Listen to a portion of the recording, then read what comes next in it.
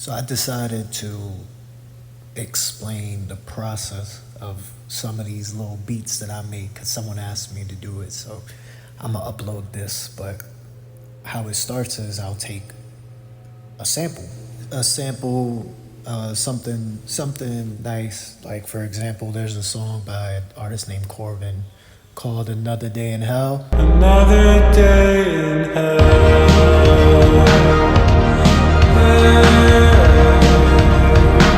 another day in hell.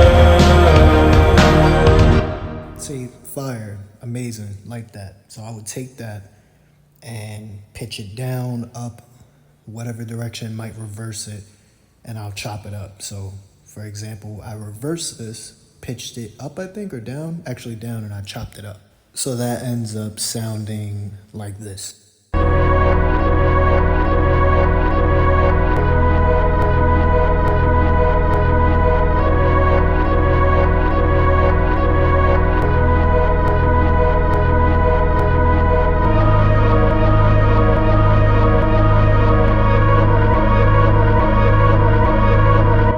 So that ends up being like the foundation.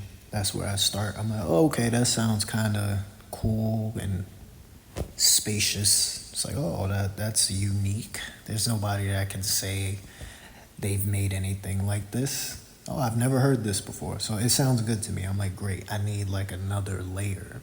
So I'll end up taking vocals from a random artist again, but usually just the vocals. So not a song, the actual raw vocals like this. Baby, let me go. You don't wanna know me anymore. I just gotta go. You don't wanna know me anymore. Then I repeat the same process, chop it up, pitch it down, up, reverse it. I tweak it in any way that I feel necessary.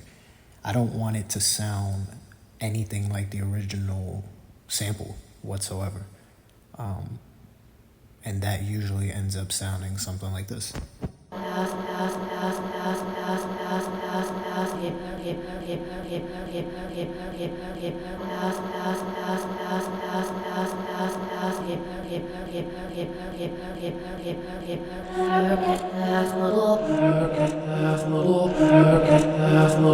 I can see how that sounds crazy. Doesn't sound good. Sounds horrible.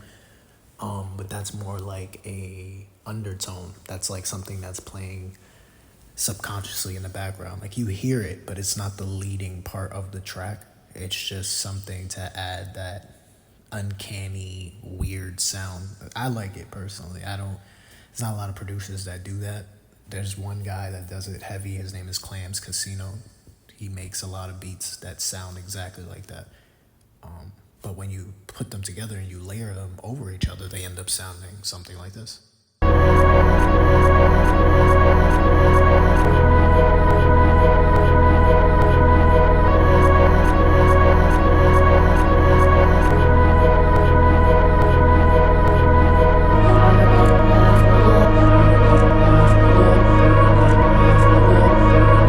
And at that point, I'm like, all right, great.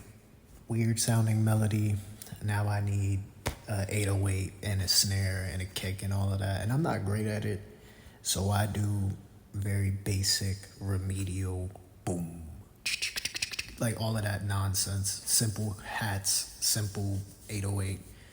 So like I'll just do a regular simple 808 like this.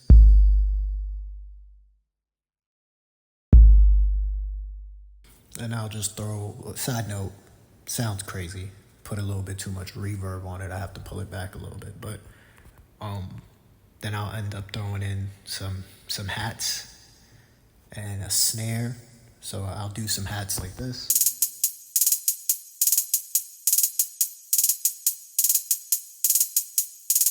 Throw in a simple snare, just pop, pop, pop, pop. Switch it up depending on the song, but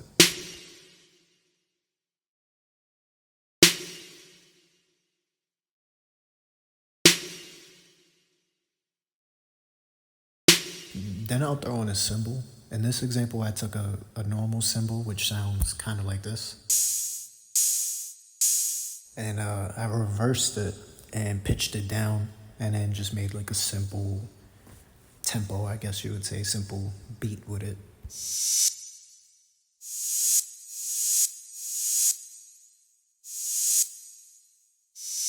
And then I take all of that, throw it together, and I call it a song. And some people probably think it's terrible, but I would argue that there's some technicality to it. You know, I would like to see some people try to replicate it. It's not as easy as you think, having that ear and be like, oh, this would sound good here, this would sound, it sounds odd to a lot of people, but to me it's unique, and I think it sounds amazing. And if you put it all together, it ends up sounding like this right here.